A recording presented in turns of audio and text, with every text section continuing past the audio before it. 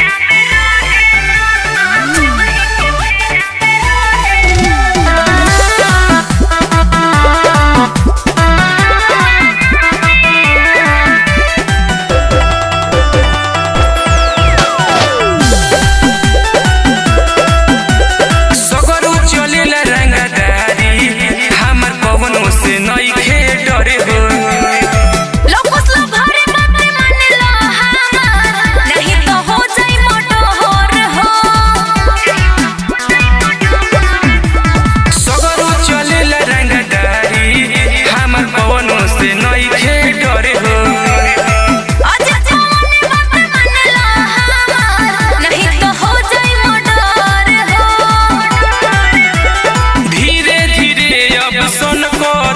कुंदन के